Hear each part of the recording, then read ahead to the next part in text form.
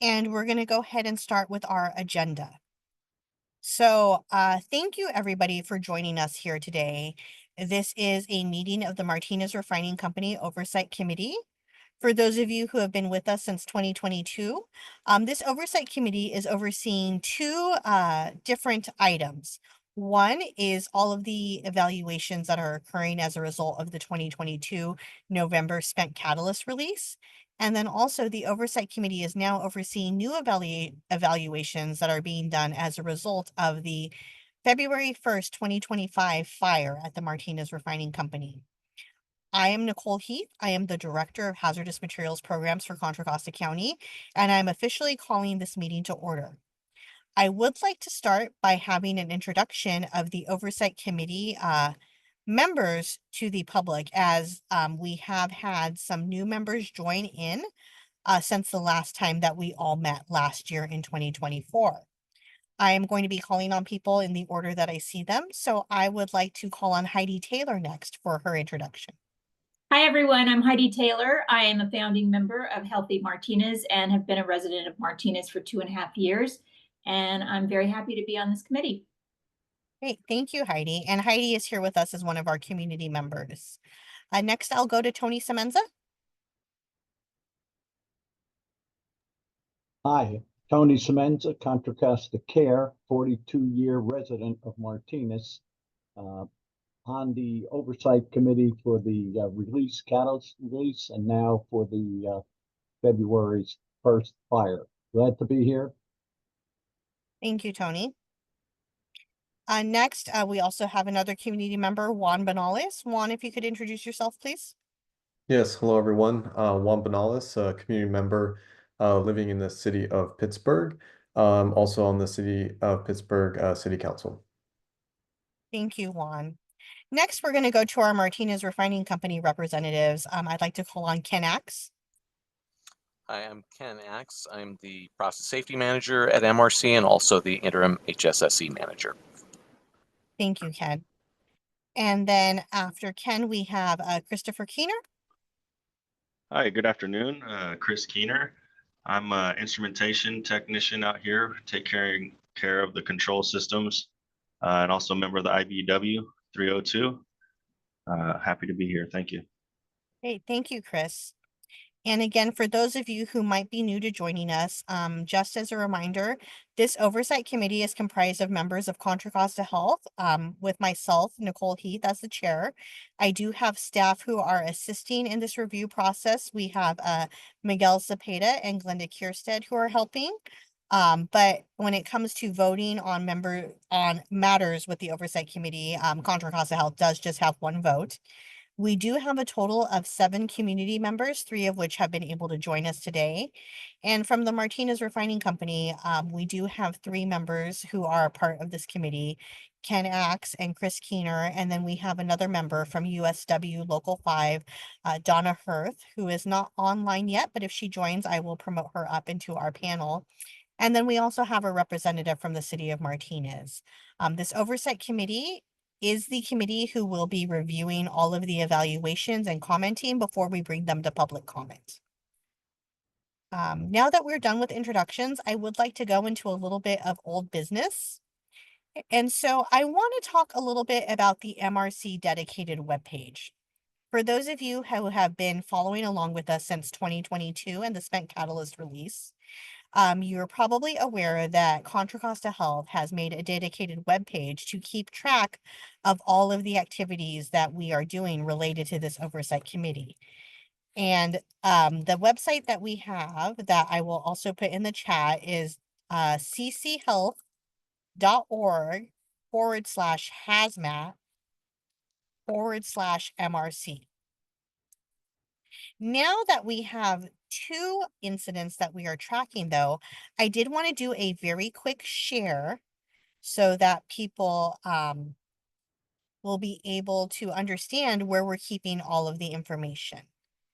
Also, I just saw that Heidi dropped a comment in the chat, and yes, I did want to make the distinction that for MRC, we have Ken Axe representing from the process safety group, but Chris and Donna are joining us from the labor side And Chris is joining us from the International Brotherhood of Electrical Workers, IBEW, and Donna is representing from United Steelworkers Local 5. And it is part of Contra Costa Health's policies when we have an oversight committee to have both union and non-union represented from the agency that is involved in the incident. So if you'll all bear with me one moment, I would like to share my screen to show you the new website and the layout that we have been provided to help you follow along with both incidents. So if you can see my screen, the shortcut that I gave you guys, the CC Health /hazmat/MRC, will bring you to our main page. This main page is called Martinez Refining Company Oversight.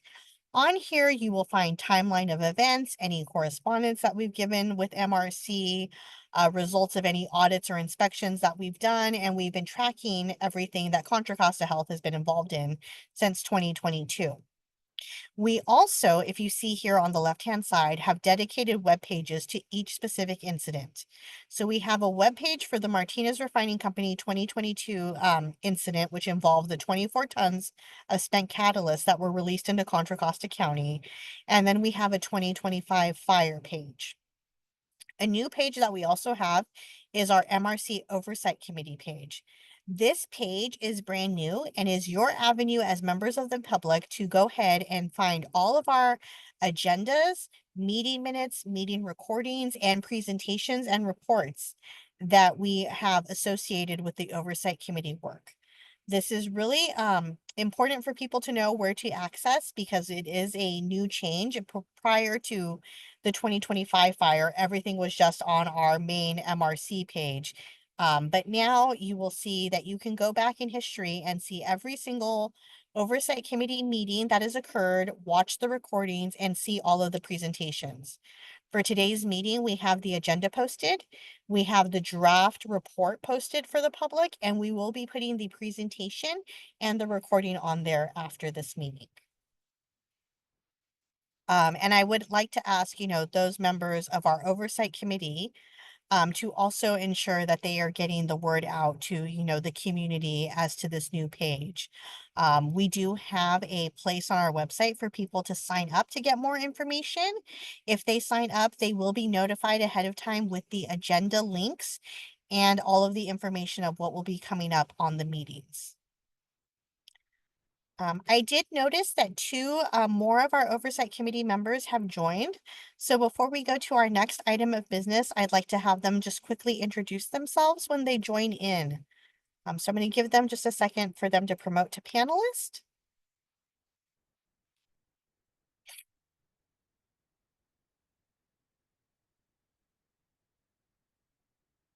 Okay, Donna, I see you're now here as a panelist. If you could just please quickly introduce yourself to everybody.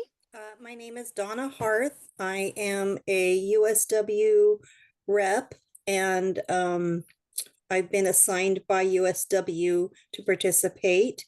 But just for disclosure, I am getting paid to be here. So, Thank you, Donna. We're very happy to have you join us.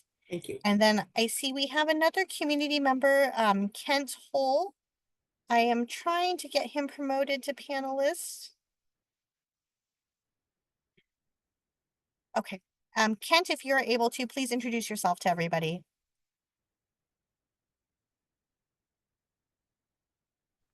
There we go. Okay. Hi, my name is Kent Hull. I am by trade an electrical engineer. I live actually just up the street off of Shell from the refinery. So what's going on is very much interesting to me. And of course, all of my neighbors. So nice to meet y'all. Thank you so much, Kent. Now that we finished with introductions and old business and talking about our dedicated web pages and some of the changes that Contra Costa Health has made, this will take us to our next update under new business. And the reason that we are meeting today is after the 2025 fire, Contra Costa Health did engage in work with our consultant TRC to do a risk assessment on the impacts of the fire to the community. We did have a risk assessment done, which involves an evaluation of soil, air, and water. And we have both Jenny Phillips and Laura Tate here, who will be doing a presentation on the results of that evaluation. So Jenny, if you give me 1 second, I'll bring up your PowerPoint and then I'll turn it over to you. Sounds good. There we go. Okay. Hi, everybody. Thank you very much for joining. I'm Jenny Phillips. I'm actually located in Fort Collins, Colorado. And I've been working with Contra Costa Health now for both the previous event and now this fire event. So I look forward to hearing any questions that you might have at the end. I have about 15, 20 slides, but some of them will go pretty quickly. Just want to give you a preview of what we're going to be talking about. So we did a screening level human health risk assessment following the fire event at the Martinez Refining Company, and we presented both the methods and the data and the results in a report that I think you have. But this is just intended to walk you through it. So next slide, please.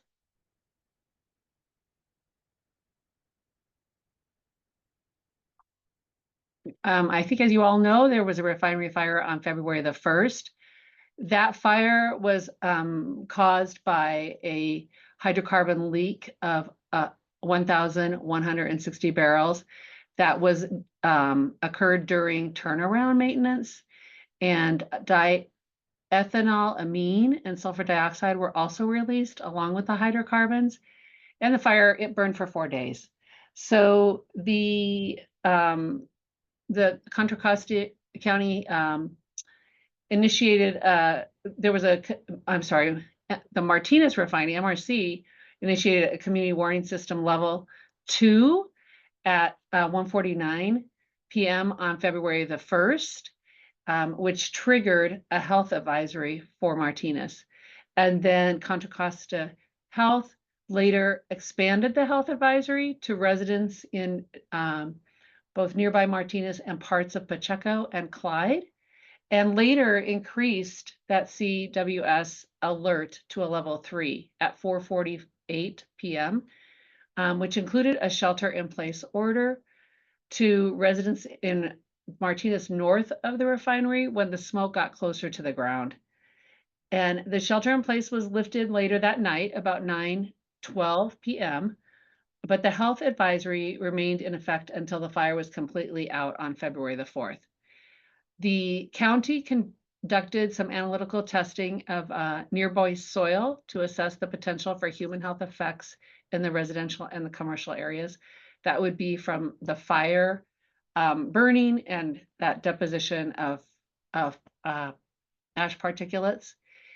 And then the Bay Area Air District and Contra Costa Water District both took air and surface water data. So we're going to look at surface water, air, and soil data, all in the screening level risk assessment, and I'm going to present that to you. Next slide. So let's start with the air sampling. The Bay Area Air District conducted air sampling on both February 1st and 2nd from 3 locations based on the prominent wind direction at the time of the fire. And the laboratory analysis that they did for these samples included evaluation of volatile organic compounds that are associated with hydrocarbons, things that you've probably heard of before, like benzene, toluene, ethylbenzene, xylene, and naphthalene. Plus, they also analyzed for the diethylamine, which is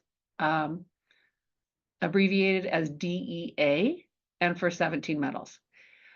In surface water, the surface water samples were collected on February the 4th from both the Martinez Reservoir and the Mallard Reservoir. And the laboratory analysis for the surface water samples included organic chlorine pesticides, chlorinated herbicides, PCBs, VOCs, and the semi-volatile organic compounds. Next. I'm just going to show you the locations of those samples. So the air samples are shown here with 3 yellow squares, and they're marked, hopefully you can see that, as the 680 off-ramp, the L2 Waterfront Road, and also the other third one on Waterfront Road. Next. The surface water samples were taken at the Mallard Reservoir and the Martinez Reservoir, as shown here with triangles and the blue text. Next. Now let me tell you about this soil sampling. There were 5 locations that were sampled. The locations were selected by Contra Costa Health based on the prominent wind direction at the time of the fire. The laboratory analysis conducted for volatile organics associated with hydrocarbons, again, those included benzene, toluene, ethylbenzene, xylene, and naphthalene, plus the DEA and the 17 metals. And the next slide will show you those 5 locations. You can see those with the red dots and around the refinery, anywhere the wind might have been blowing. One of the samples included a duplicate as well, and that was sample 3. Next.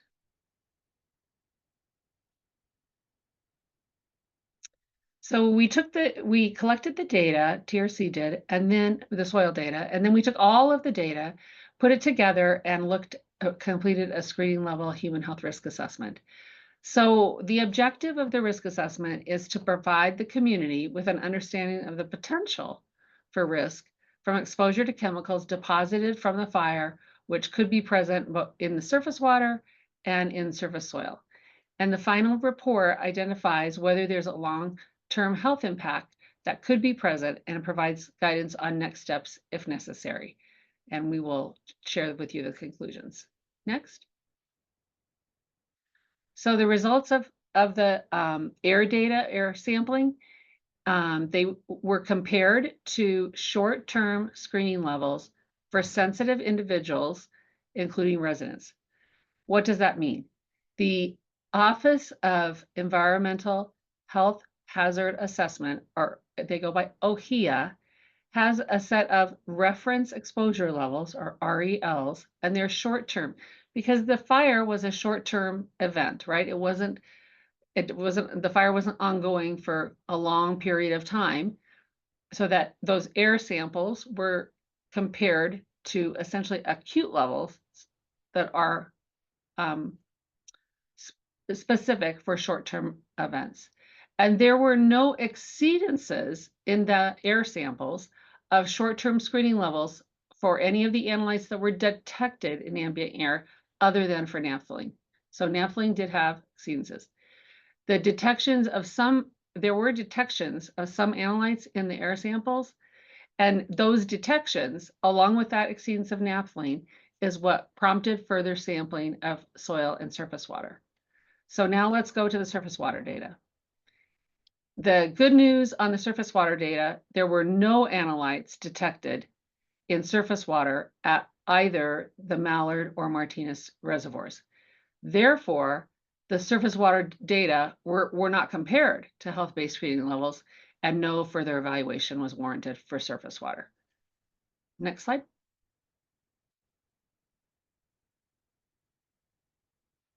Now to the soil. So we took the soil data and compared the soil data to 2 things. First, the expected range of regional background screening level, background soil levels, and then secondly, protective health standards for residential soil. And let me give you a couple of definitions there. For background, that's the naturally occurring concentrations or other non-site related levels of chemicals. It could be what would be coming from cars or household use of chemicals. It's what you had before the fire and what you have now. But during the fire is what we're trying to figure out. Was there an increase in any chemicals associated with that would make the concentrations higher than what is naturally occurring? And We also define geology there, that often metals are primarily present simply due to their geology. And California is known to have metals in proportions to regional and local geology. And we're going to look at some of that background data here pretty soon. Health standards, the California specific screening levels for protection of residential land use were used for this assessment. If there was not a California specific screening level available, then the U.S. Environmental Protection Agency residential screening levels were applied. Next. And then I'm going to go through next a series of graphs with you that show you pictorially what the results of those two comparisons to background and to screening levels showed for the soil samples. So a couple of things on the graphs. The units are in parts per million, which is the same as milligrams per kilogram, as shown on the graphs.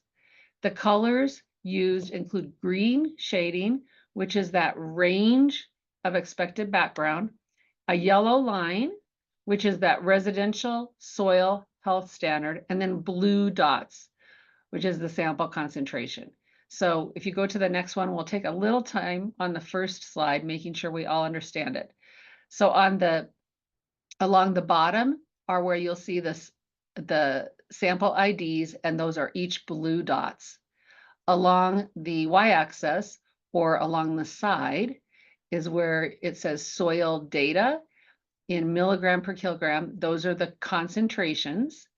The yellow line represents the residential screening level from California, or if there's one, it's EPA's.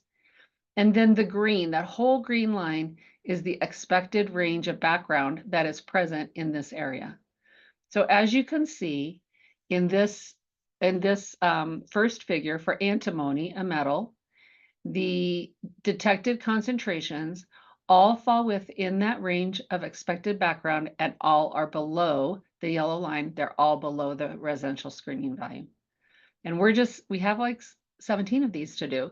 So we're going to go through them kind of quick, but we'll just look at them together and then we can always go back to them. Next slide, please. The next one is arsenic. Arsenic's a little tricky, okay, because that yellow line is way down there at the bottom of the graph. The residential screening level for arsenic is very low. However, the background concentration expected range is the green range, and all of the samples fall within that green range. So all of the samples were as expected. For beryllium, for barium, the expected range of background is that green line. All samples are within that, and they're all below the yellow line. So all below the screening levels. And the little call out is just so that you can see it a little closer because the background range is kind of at the bottom of that graph. Beryllium, same story, almost the same graph. They're all within background, all below the line of the screening level, all below the health protective line. Next, cadmium, same story. The expected range of background and concentrations are very low, and the yellow line is quite a bit higher. So we did that little call out box just so that you can see them, but they're all A-OK. Next. Chromium, same story. Detections are very low. The within background and below the health-based limits. Next. Cobalt, same story. Next. Copper, also it looks a lot like what we've been seeing with the concentrations down very low within the background range and below the residential screening level. Lead, a little bit more variability here. The yellow line, they're getting closer to the yellow line, but all are below the residential screening level and within background. Mercury looks much like some of the others with very low concentrations and all within background and below the screening level. Next. Molybdenum, the same story. They're all okay. Next.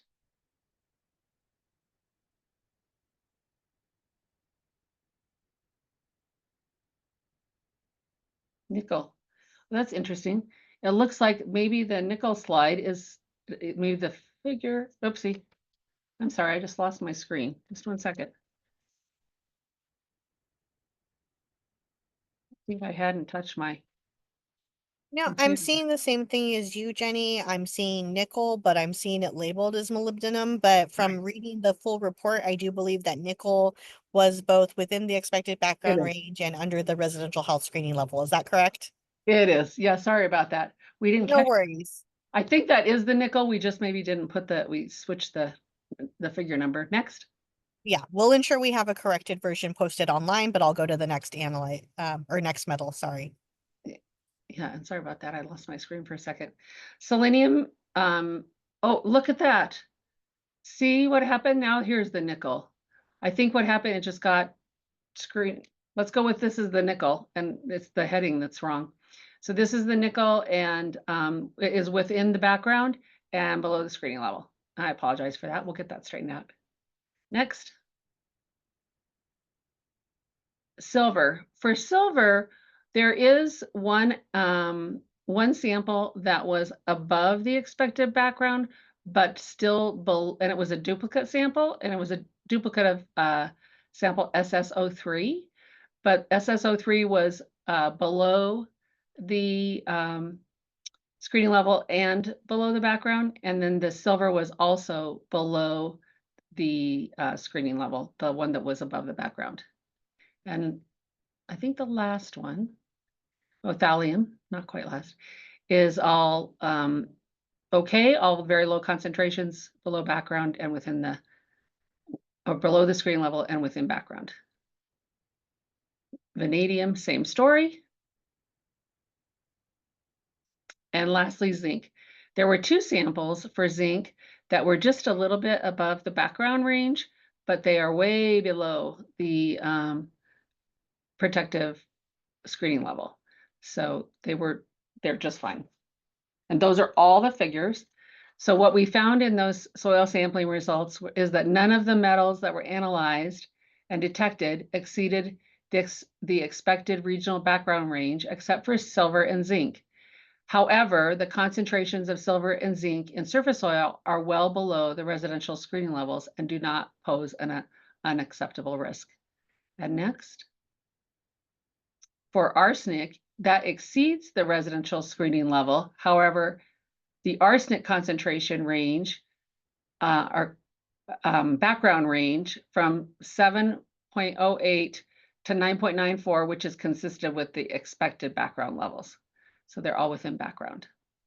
And next, the conclusions. So air sample results are below short-term screening levels considered protective of sensitive individuals for all compounds other than naphthalene, which exceeded the screening level and prompted some further sampling. So the soil sample results indicated that all the analytes were either non-detect or the detected concentrations were below risk-based residential screening levels and or within the range of regional background concentrations. And then lastly, the surface water sample results were non-detect at both the Martinez and the Mallard Reservoir. And therefore the fire did not impact water quality and there was no potential for adverse human health risk existing for surface water. So based on these findings, we TRC did not recommend additional sampling or further evaluation of this event. And with that, I will pass it back to you. Thank you, Jenny.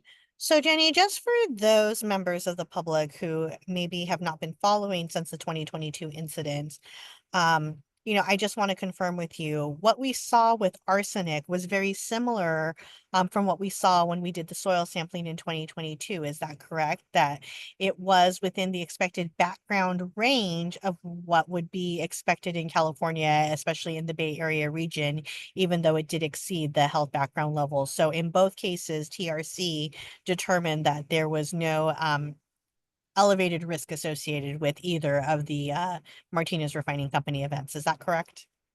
Correct, yes. Okay. Yeah, the background concentrations for arsenic are just, residential screening levels for arsenic are just always really low. And so always for metals, you have to go and look, well, what was the background concentration, particularly when it's soil? And there was a lot of data available, so we were able to do a pretty thorough assessment and come up with that background range. Good Okay. question.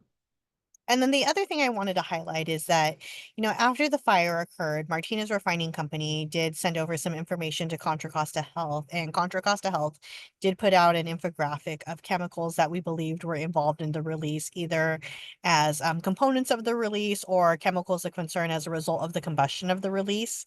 And I just want to clarify, Jenny, that in the sampling that was done and evaluation done by TRC, all of those chemicals, such as like the naphtha, the DEA, and those types of hydrocarbons, were found to be non-detect in the soil. Is that correct? Yes. Okay. Yep. Great. Thank you. What I would like to do next is I would like to open it up to members of our oversight committee to ask questions or make comments to TRC based on this presentation and the report that was provided to them for review. If you would like to make a comment or have a question, please raise your hand and I will call on you.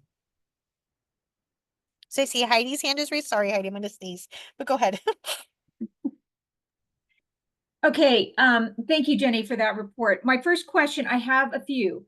Can you tell me specifically where the Silver Dupe 1 test site was located in Martinez? Yes, it was at the SS03 location. If we can show her where that's at again. It would be slide 7.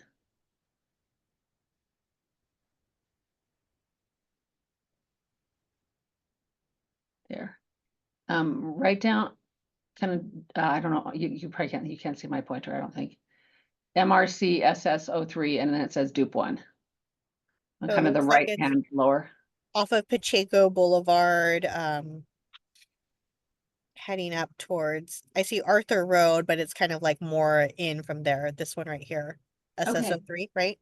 Right. Is that an aberration or is something going to be done to further explain that exceedance? It's often, there often are slight differences in duplicate samples, so I don't think it would be unexpected, to be honest. Okay, was particulate matter tested? It probably was in the air data. Let me check. I'm not sure if I have it because we were really looking at the chemistry data. So I'm not sure. I don't think we have it in our data, but often it is tested. We can check and see. Okay, I would like to know that. And then if it's been speciated, I'd like to know just, what was in there. I'll take that down as a comment from the oversight committee, Heidi, Okay. and we'll make sure that's addressed in the report and any modifications noted on that. Okay, Nicole touched on this. Have these slides been compared against the November 2022 slides? And is there any uptick in any of these chemicals in our community? I don't think we did do that. It's a good question. I don't think we did go back and compare side to side. It would be a little complicated, Heidi, because the detections we had were only metals, and you do get variability in metals, even when you go to the same spot, which is why, we're seeing a little variability with our duplicate. So we hadn't done that. Can we do something like that? That's very interesting. I mean, to the extent that we are being, exposed cumulatively, I'd like to know if those levels are increasing. I think that's important. Yeah, that's up to you, Nicole, but we could take a peek. I think we can take that down also as a comment from the oversight committee and have an evaluation done in terms of the response and put that in the report appendix. So do we know where the chemicals landed? I mean, you've identified them. They were in the air. Do we know where they landed? Well, often when you have a fire like this, and it's very hot, the chemicals burn up, to be honest, and then you have just the ash. But that, as a conservative and protective measure, that's why the sampling was done. And we really wanted to make sure that the sampling was done in the nearby community, so we would pick that up if there was any deposition. But it was a good result. We didn't find really a lot of, we didn't find a smoking gun. We didn't find anything to be really concerned about.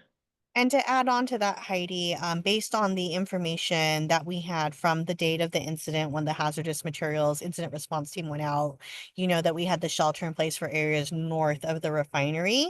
When we were looking at the soil sampling locations, we really did hone in on those locations that were north of the refinery that were affected by that smoke that was closer to the ground. And Jenny, correct me if I'm wrong, but I do believe we added one additional sampling spot in there to ensure that we had good coverage of the shelter in place area that we believe was most affected by the incident when we did the sampling. Okay, I still have a question, and this might go to Ken Axe, but my last question to Jenny is, had that smoke gone over downtown Martinez, what would have been the ramifications of that? I actually think this is a question for us, Heidi. Had Okay. the wind direction been in a different area, I think that really would have affected where we decided that we were calling the shelter in place. When we did. As Dr. Ori Zavelli has said, beforehand, on February 1st, we were very, very lucky that the wind direction was going where it was at. It pushed things over away from the community of Martinez, over the water area.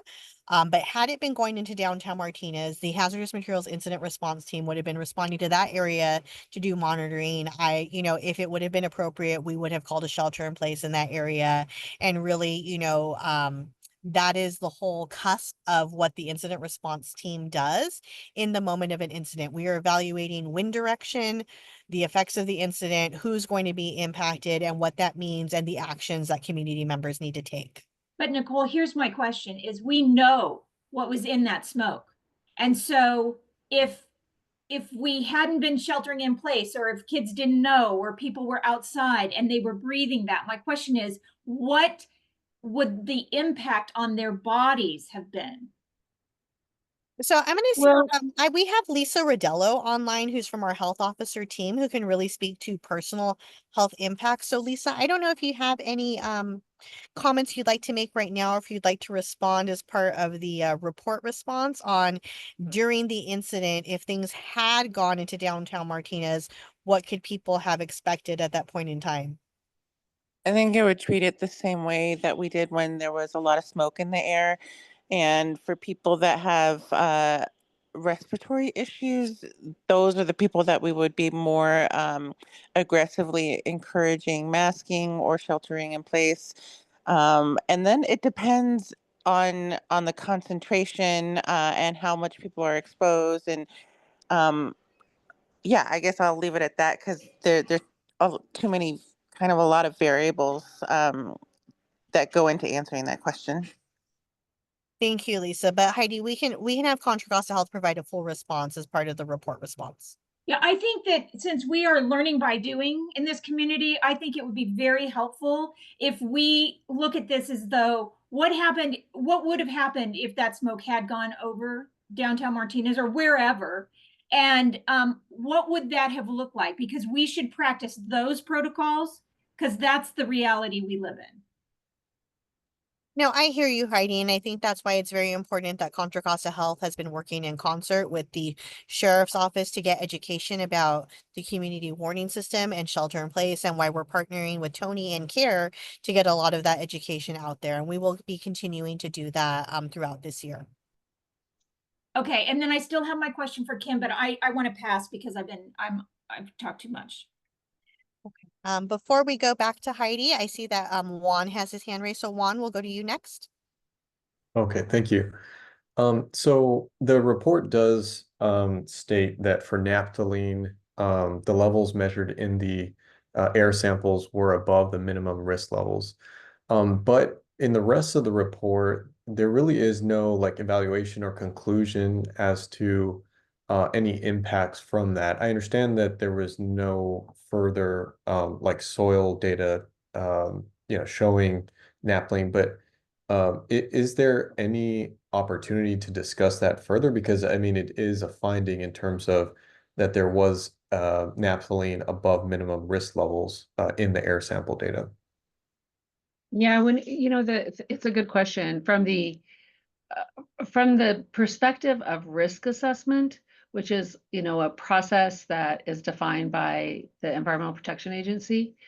The estimation of kind of long-term risk, like what we looked at in the report for soil, is a chronic effect, and the air was a short-term effect.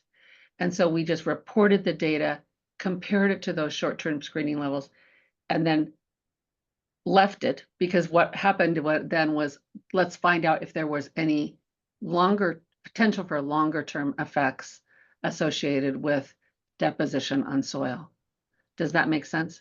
So we could add to the report a sentence or two that like explains that a little bit more, and maybe that would make it more clear. I think that definitely would, because I think it was just kind of left, and then there was no further explanation. So the way you explained it makes sense to me. I think the community would certainly appreciate kind of that sentence or two, right, to give some more context to any potential impacts that could have been made even in the short term. Yeah, okay. Happy to do it. Thank you, Juan. I see Kent has his hand up, so I'll call on him next. Okay, so amongst all the chemicals, you had naphthalene and molybdenum, which is just a fun word to say, benzene. My understanding is that benzene is a chemical that can cause irreparable permanent damage in small concentrations. And so although it may not be, a chronic chemical situation, whereas you were only exposed for 4 days or whatever, wouldn't that actually be considered kind of a forever chemical, in that its exposure to it can cause chronic conditions? Well, there was benzene detected in the air samples, but the concentrations were lower than that protective level for air concentration. So I'm looking at the data, and it looks like the short-term screening level is 27 micrograms per cubic meter, and the 3 samples were 14, 1.3, and 3.3. So they were lower.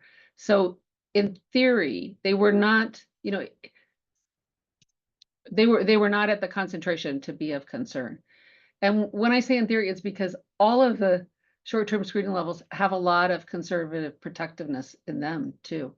So I think that it's really, the data came out good, Kent. It's a great question, but it turns out that the data was actually collected, that air data was collected on the day of the fire, the first and the second. It was like perfect timing for the data collection, and the benzene concentrations were not of concern for health effects. Okay. Are there any other chemicals that kind of fall into the rubric of benzene as a naughty chemical that were tested? This is really more for my edification. Yeah. Table 1 in the document will show you all of the different analytes, and there certainly, just in the volatile organics alone, there certainly are a number of volatile organics that are associated with health effects at concentrations that are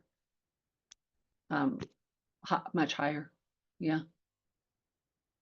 But when you look at that table 1, you'll see that there's only the one analyte, naphthalene, that had any exceedance of the, it was actually not even the OHIA, it was the ATSDR acute screening level. And that screening level is 0.31. And the 3 air samples were detected at 7.9, 4.9, and 4.0, so about 10 times higher. Thank you, Kent.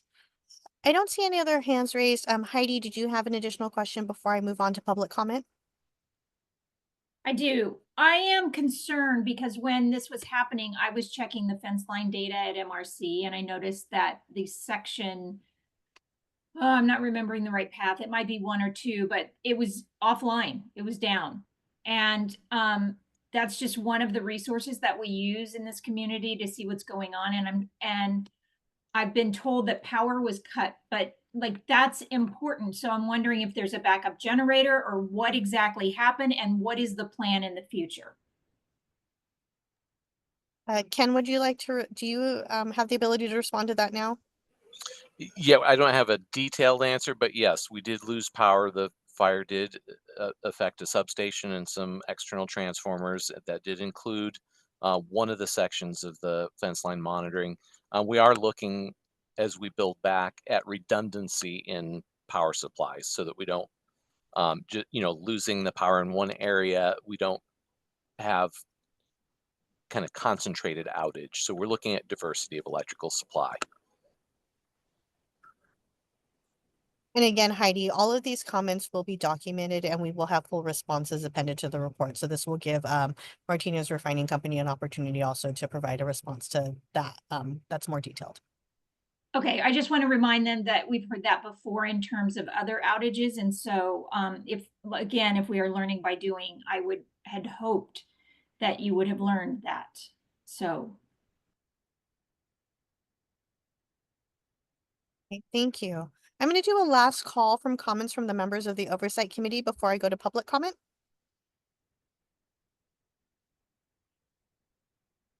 Okay, I do not see any hands raised, so we'll move to the next part of our agenda, which is public comment on this Martinez Refining Company Oversight Committee meeting. If you'd like to make a comment, please raise your hand. I will call on you and you will have 2 minutes to make your comments. So I will go ahead and ask for hands now from those 10 members of our meeting who are from the public.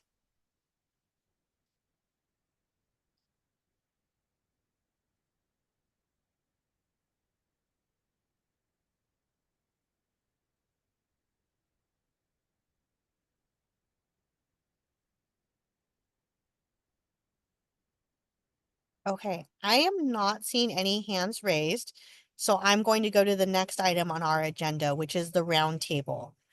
At this time, I would like to take the opportunity to talk about next steps.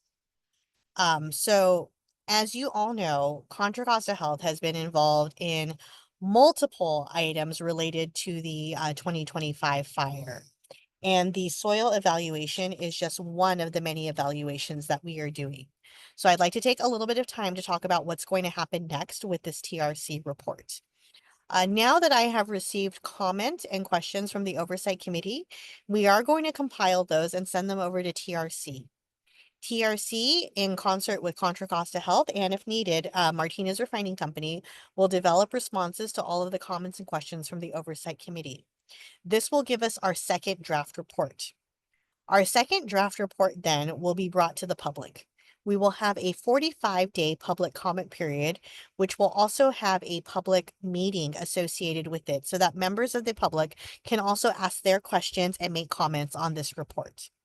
I do anticipate that the public comment period will open in early June, and we do have a meeting date set already of June 17th in the evening for the public meeting.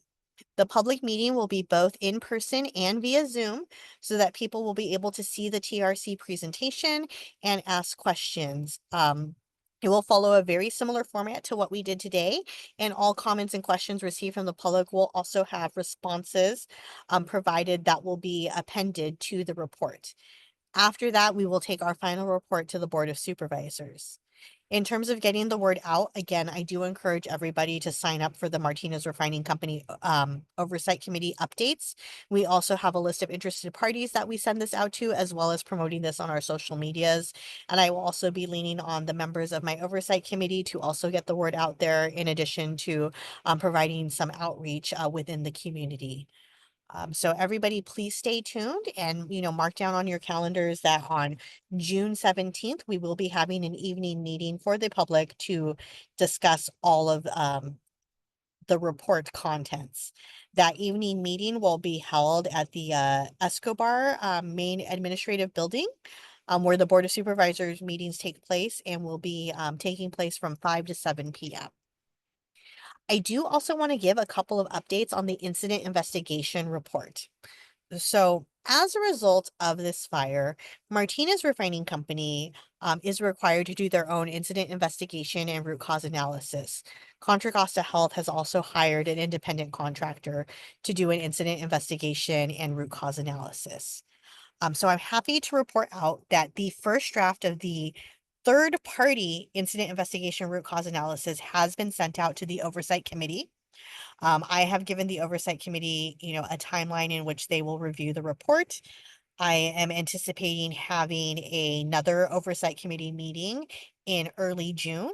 And then that incident investigation will be brought to the public as well in June. So that same June 17th meeting where we're going to talk about this toxicology report, we're also going to talk about the third-party incident investigation root cause analysis report, and the public will have 45 days to review that, make their comments, and ask their questions. In terms of the Martinez Refining Company internal report, we have had reports from the company that as they await some final analysis from a third party on some of the equipment, that they anticipate their internal report being completed by June 30th. And so we will keep everyone apprised of that report. We will also post that on our website when it is available. That is kind of, the big evaluation and public meetings we have coming up. And then we will be moving to our next phase of evaluations, which will be to have a third party come in and do the full facility audit, where they will be evaluating the management systems at Martinez Refining Company and identifying any gaps there. So again, the best way to follow along is to ensure that you sign up on our dedicated webpage to get all of the updates on the Martinez Refining Company Oversight Committee meetings. In terms of other updates, again, we do have these new web pages, one for the 2022 release, one for 2025, and one just for all Oversight Committee activities, where you can find recordings, minutes, presentations, reports, and agendas. And I encourage everybody to, continue to follow along with us. With that, I'll open it up if anybody else on the Oversight Committee has anything that they want to bring to the roundtable.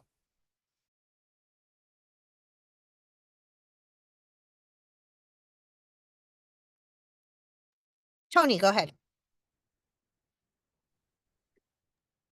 I just want to compliment the county and the way we're moving on this. The last incident that we had took well over 2 years, and we're still not complete on that.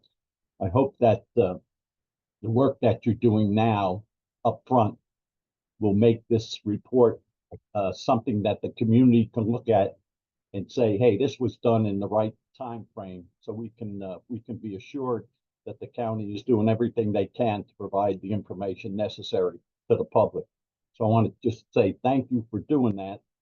As you know, I've been a critic of the process in the past, so way to go.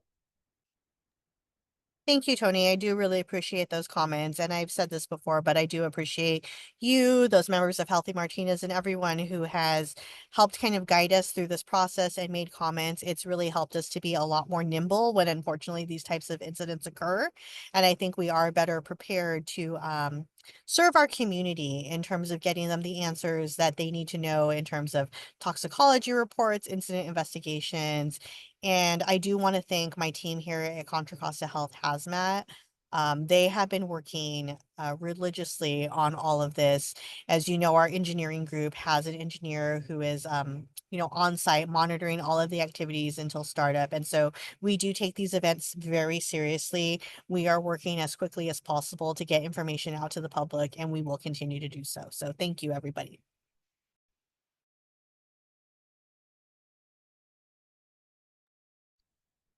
Okay, I will do a last call for comments, but if nobody else has anything for the roundtable, then I think we might be able to adjourn a little bit early today.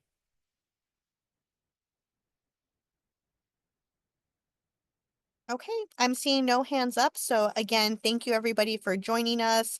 We'll get everything posted online within the next couple of days, and we will continue to get the information out there. Again, please mark June 17th, 5 p.m. on your calendars, and encourage, others to review this report and make public comments.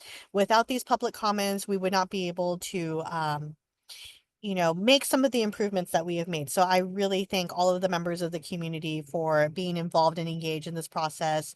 We do aim to keep this as transparent as possible, and we will continue to do so. So thank you very much. Bye, everybody.